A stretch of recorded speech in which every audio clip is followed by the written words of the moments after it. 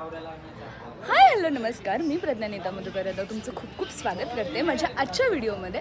आणि आज मी लाईफमध्ये फर्स्ट टाईम चालली आहे बालगंधर्वला माझ्या नाटकासाठी. हा त्याचाच व्लॉग आहे, एन्जॉय द व्हिडिओ. सध्या आमचं सगळ्यांचं चाललं आहे नियोजन की कोण कसं कुठं गाडीत बसणार आणि आम्ही कसं पोहोचणार आहे. So stay tune. आम्ही कधीपर्यंत जातो आणि काय काय होतं आहे ते नक्की बघा.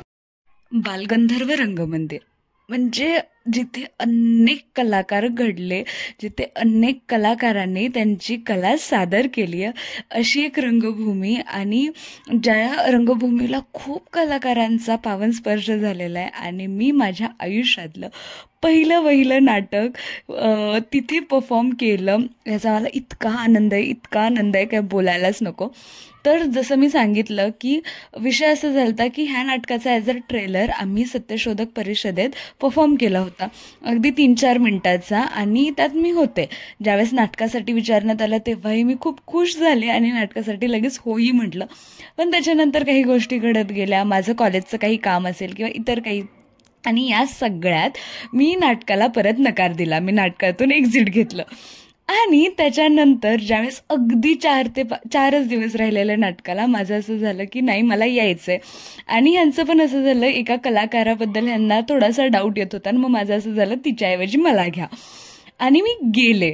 म्हणजे मी अक्षरशः हट्ट करून गेल्यासारखे, नाही का, अगर तुम किसी चीज़ को पूरी शिद्दत से चाहो तो पूरी कायनात तुम्हें उसे मिलाने की जरूरत में जुट जाती है, असं काहीसं करून सूरजला म्हणून दादापर्यंत माझं मत पोहोचवून मी नाटकात प्रवेश केला.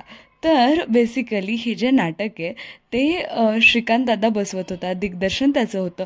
आणि कथा तर एकदम सुंदरच होती. आणि ह्या सगळ्यात देवा असेल, अमन असेल, ऐश्वर्या असेल, सूरज कोकाटे, सूरज कुंभार, आणि ही सगळीजणं अगदी जीव ओतून काम करत होती. आमचं पहिलं नाटक बालगंधर्वला होणार याचा मला इतका आनंद होता. आणि जसं मी सांगितलं की 4 दिवस होते मला नाटकात प्रवेश करायसाठी. म्हणजे मी आधी जे 15 दिवस प्रॅक्टिस केली त्यावेळेस मी ऐश्वर्या जो रोल करते तो करत होते. पण ज्यावेळेस मी नंतर ॲड झाली त्यावेळेस माझा रोल वेगळा होता. ते डायलॉग्स मला पाठ नव्हते, मला अख्खं नाटक कुठं काय कसं बोलायचं आहे माहीत नव्हतं. आणि हे 4 दिवसात 4च वेळा प्रॅक्टिस केली असेल. आणि 5व्यांदा डायरेक्ट स्टेजवर.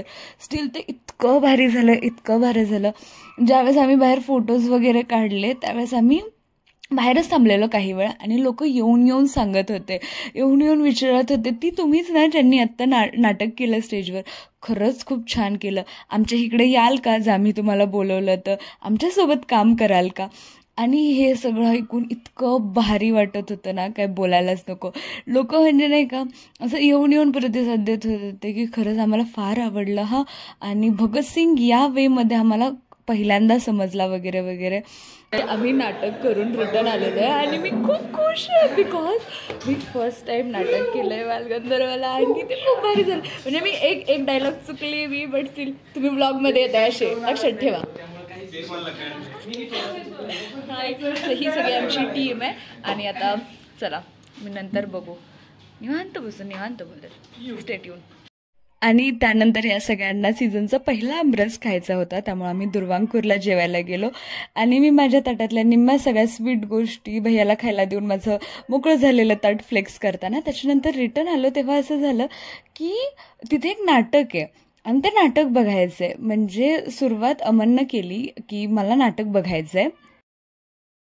नाटक प्रशांत दामल्यांचं होतं. नाटकाचं नाव होतं एका लग्नाची पुढची गोष्ट. आणि अमनचं असं झालं, यार मला एकदा प्रशांत दामलेंना भेटायचं आहे, बघायचं आहे, आणि आपण थांबूया ना.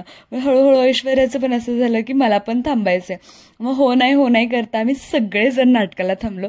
म्हणजे एकाच दिवशी बालगंधर्वला स्टेजवर परफॉर्मन्स करायचं आणि ॲज अ ऑडियन्स म्हणून बसायचे, दोन्ही अनुभव घेतले. स्टेजवर उभं राहून जे फिलिंग होतं, बसल्यावर त्यांचं नाटक बघून त्यातून शिकायच्या ज्या गोष्टी होत्या त्या खरंच खूप भारी होत्या. हा दिवस, हा एक्सपिरियन्स अगदी अविस्मरणीय होता.